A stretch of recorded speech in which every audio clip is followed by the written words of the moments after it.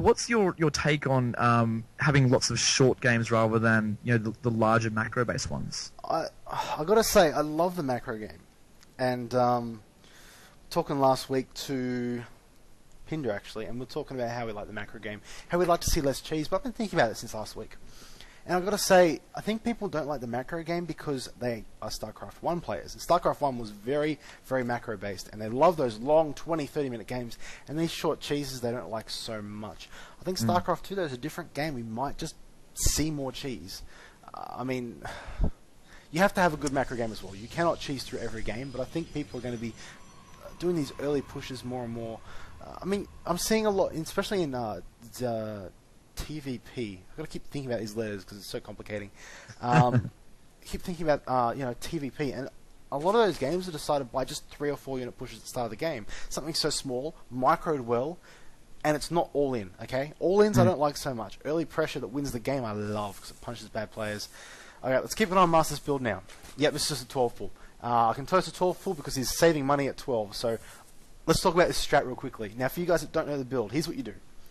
Pull on 12. So it's 9 Overlord, pull on 12 we're seeing now. He'll build 1 drone, then he'll get gas right there.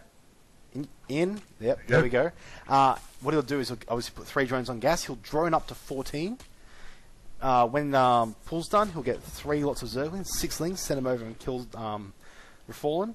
He'll get Extractor Trick for a Queen, and then he'll get Speed, and then he'll just go for a freaking load of Speedlings, and then go Banelings.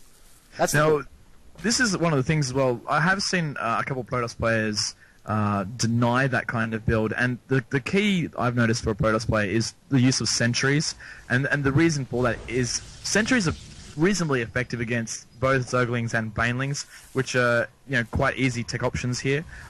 And with the use of Force Field, you can more or less deny any kind of entry of those Zerglings. But the key for the Protoss player to actually have that happen is a nice quick cybernetics core and also nice quick zealots and an effective block. One thing that might hurt Refallen here, though, he did get supply cap for about 10 seconds. Yeah, we did just see that happen just then, and unfortunately, we do have 6 lings over to Refallen. Refallen's got the block up. He does have a probe sitting at that little entrance there with hold position on. He's got the zealot there sitting there now. It's only on stop. Is he going to put it on hold? Yep. The problem is, though, if these 6 lings attack that zealot, they can kill the zealot. Even if it's in that choke point, they will kill it. There'll only be 2 units left, so you do need the follow-up units to really do stuff. Yeah, see, it's attacking it now. Look, it's going to kill it. Oh my god, what are you doing? Great micro there, using that little probe as well, just to do that extra 5 damage every so often. That zealot will actually hold back.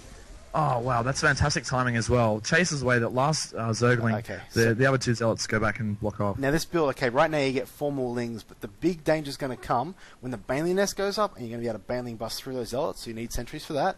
And also, there's going to be a lava inject worth of lings coming soon. When this pops, here it is now. That many lavas. Yep. So this lot of lings here that are building now, that is going to be the danger period here for Refallen. He's going to need to get out some units.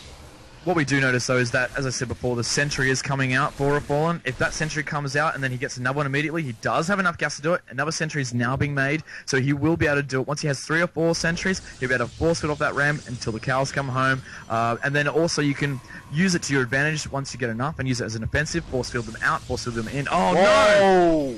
Run Past did not have that fully walled off. Now here comes a problem. He has to either kill these lings, melting Banelings in his own base. That's a good game. He has to hold this thing here. He has to hold the front with 1 zealot. In fact, he's going to lose his zealot. Refallen has lost this game. Small miss micro there. He's in trouble. Too many lings in his base now.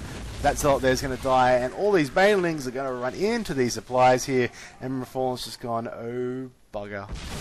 That money. A little bit of a delay there on Master's reinforcements. He still is in this game, although the Banelings have taken out quite a massive probes there, but very well split up. Refallen has called GG, but there you go. That was just a really simple mispositioning of Zealots that cost him the game, and that's one of the things. You really have to play your positioning absolutely perfect when you're blocking with units. I mean, obviously the other option is that you can block with buildings there, but it's obviously less effective due to the fact that you will have to destroy that building if you want to get out and you're not using warp tech.